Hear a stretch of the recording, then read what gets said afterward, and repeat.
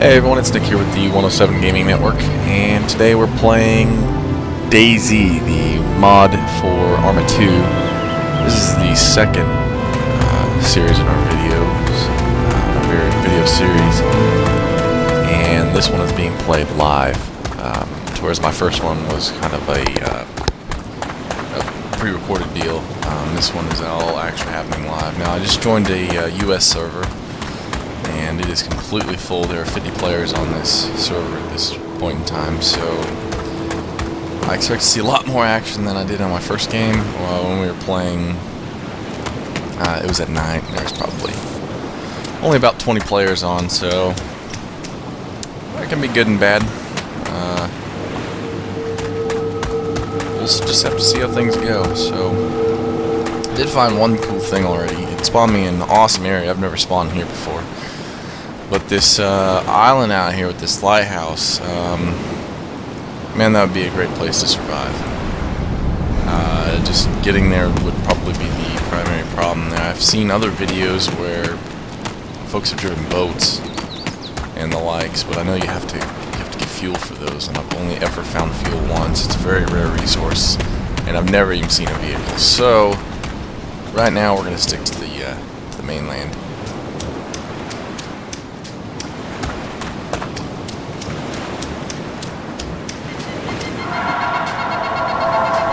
One thing that I'm finding that really kind of just diminishes the realism of this is the fact that you can't go into most of the buildings, which is really disappointing for a game this size.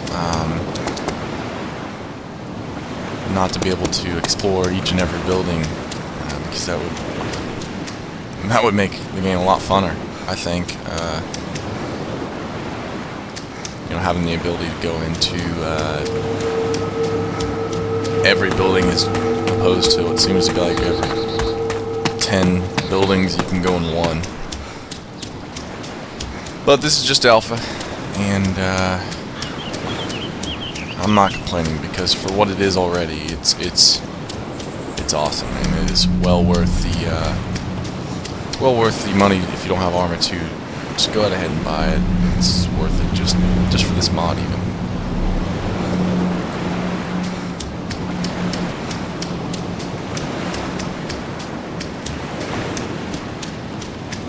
Now again, the game starts you off with no map, so I don't really know where I'm at right now.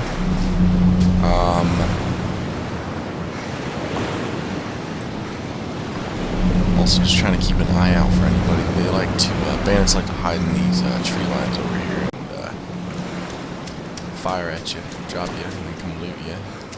Of course right now that wouldn't be too bad of a thing, so let's see what's in here.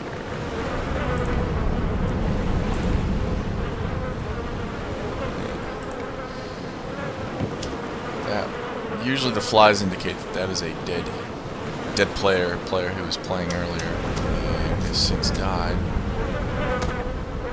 This looks like another one. I think somebody's already been here though, because there's nothing left on their bodies. It's very possible they were killed by a bandit.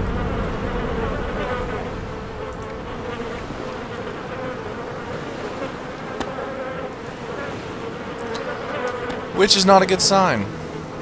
So, all the more reason to play cautiously. Especially since I'm now, this has got me wondering how long these bodies stay in the game before they despawned.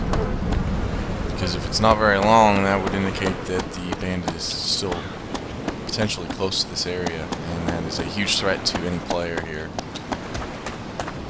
Especially one like me, and all I have is this standard Makarov that they start you off with. Actually, did they start me off with the Makarov this time? Oops. Yeah, they did. Guess I just didn't recognize it there at first. So.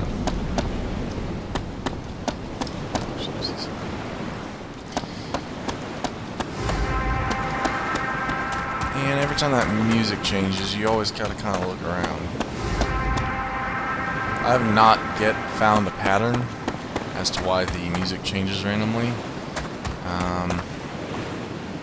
But it doesn't mean it doesn't still scare the hell out of me. So, you know, when you're used to playing games like Left 4 Dead, where music is key to everything. Everything depends on the music. You can always tell what's going to happen to you based upon the music and the way it's changing. And what is up with these doors? I keep getting stuck on them. For being an alpha, this is already a great game.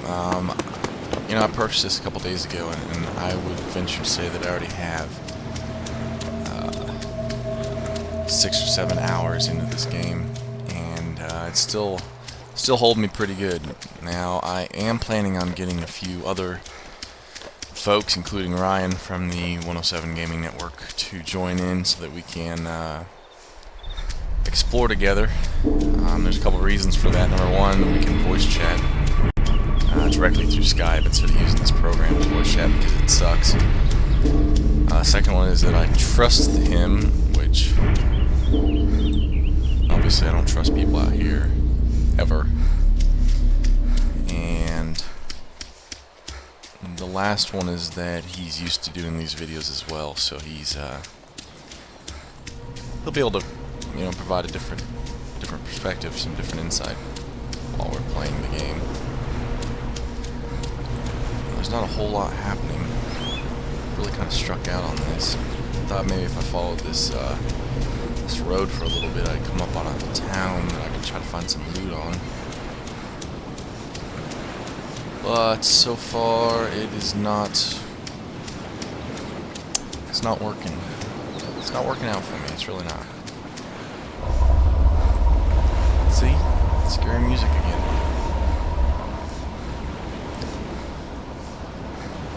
Scary sound effects.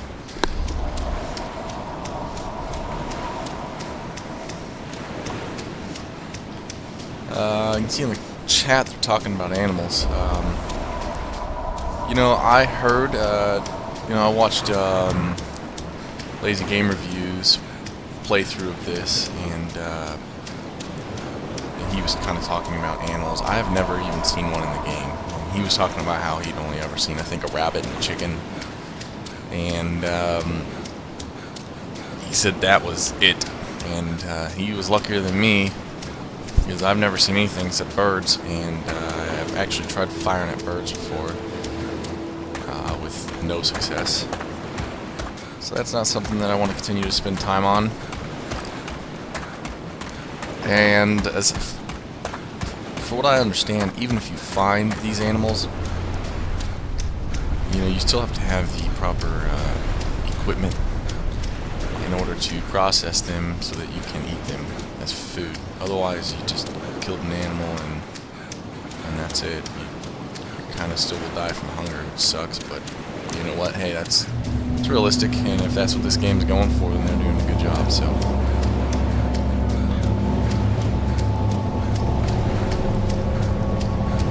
Thinking we're gonna run up to a town. There's another good little place to live. Oh man, that would be scary at night. Little shack across the pond. Alright, this is an ocean, but get the point. There's probably some witch that lives out there.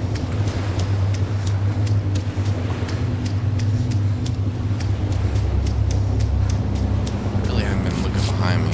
See if there's somebody trailing me. You know, when you first start this game, you kind of got to make up your mind about whether you're going to,